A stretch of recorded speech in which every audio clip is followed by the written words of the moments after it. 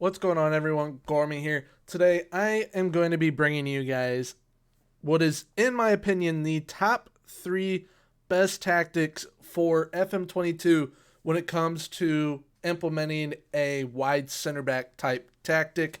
Now, these 3 tactics will have been tested in FM21 throughout all my testing that I have done this year. You can check out all the videos. I'll link them all down below so that you guys can see what exactly these tactics all did. But yeah, that is what we'll be going over today. The top 3 best wide center back tactics, in my opinion, for FM22 off the rip. So if you guys do happen to enjoy, please leave a like, comment, and subscribe. I'll be linking the tactics down below in the Discord, so make sure to check that out if you guys would like to download it. Also, make sure if you guys do join the Discord, please feel free to subscribe. We are very close to getting to 500 subscribers, and if we could get there before FM22 comes out, it'd be absolutely phenomenal. So please hit that sub button. But without further ado, let's get into the video.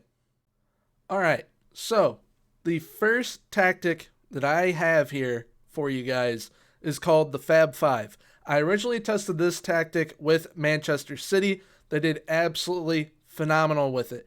Now, why I'm saying this would be good for a wide center back type tactic is because the wingbacks are both on support, but they can easily both go on attack, and you would have many attacking options.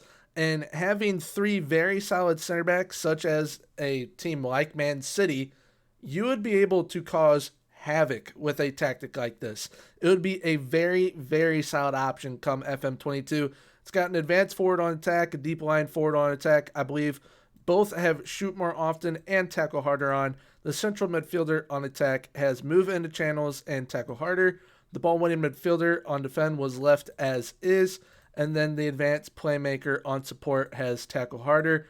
Both wingbacks have cross more often, crosses aimed at center, and tackle harder. The central defenders all have tackle harder, and the sweeper keeper was left as is. It is played with a positive mentality. It is fairly wide. We pass into space, overlap on the left and the right with the wingbacks, and play out from the defense, and we work the ball into the box. We have standard passing directness, which you probably could get away with shorter passing if you have a very smart technical team. If you're using this in the lower leagues, I would suggest staying on standard pass directness and then slightly lower tempo. And in transition, we counter press, counter, distribute quickly to the defense, aka fullbacks and center backs. And then we have a much higher line of engagement for the offense and a higher defensive line. And we have extremely urgent pressing intensity and prevent short goalkeeper distribution. Now, with the pressing intensity, you may have to change it throughout the game. You can start on slightly more urgent, and if you're definitely needing a goal, go extremely urgent, because the pressing intensity is definitely going to have an impact on your players throughout your matches now come FM22. So definitely keep that in mind when you are using your tactics, whatever it may be. But yeah, that is the first one at number 3, called the Fab Five, which I'll be linking the video down in the description for you guys to check out if you would like to do so. All right, so coming in at number 2, we've got the 3-4-1-2 Thunderstruck. I tested this with Liverpool. They were very good with this tactic. And I mean, a team like Liverpool obviously is going to be very good with a majority of the tactics. But this tactic made them unreal, like very good. So it has an advanced forward on attack which shoot more often, a deep line forward on attack which shoot more often, a shadow striker on attack also which shoot more often. It has 2 wide playmakers, both were left as is. It's got a ball winning midfielder left as is, a central midfielder on defend, would take more risks, dribble less, shoot less often, and tackle harder. And then all the central defenders we added tackle harder to, and the sweep keeper on defend was left as is. This is also played with a positive mentality, but with a wide attacking width.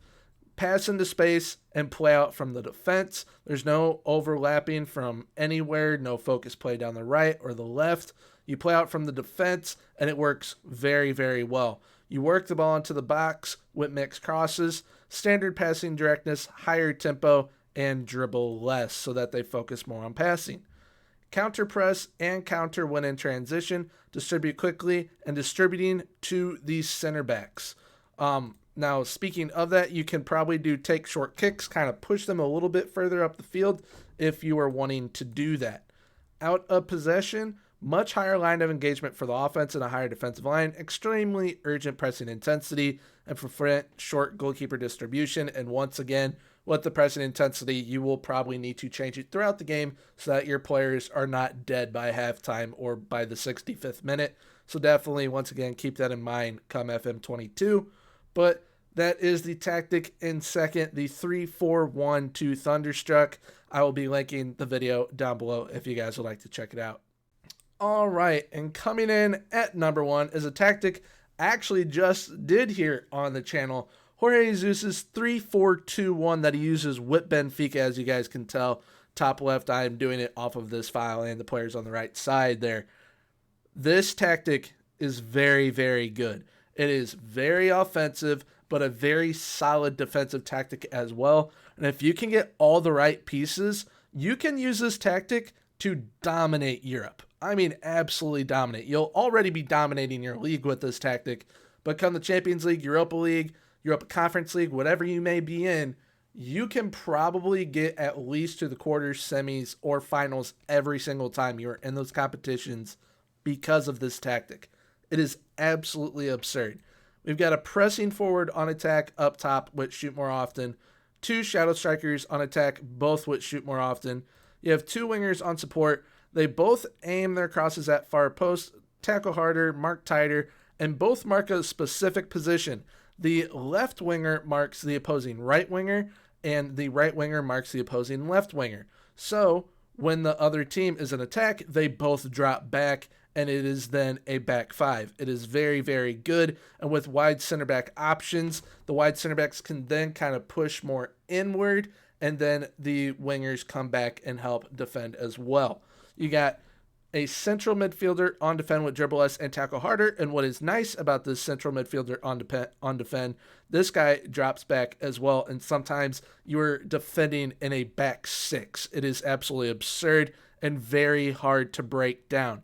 This tactic had the lowest amount of shots I've ever allowed in my tactic testing, and it was around, I believe, like 160, 180 shots for the season. It was absolutely phenomenal. It's got a deep line playmaker on support with dribble less and tackle harder, and then all central defenders have tackle harder on. The sweeper keeper on support was left as is with take more risk for playmaking ability. Played with a positive mentality, kind of a pattern here. The positive mentality, very, very solid.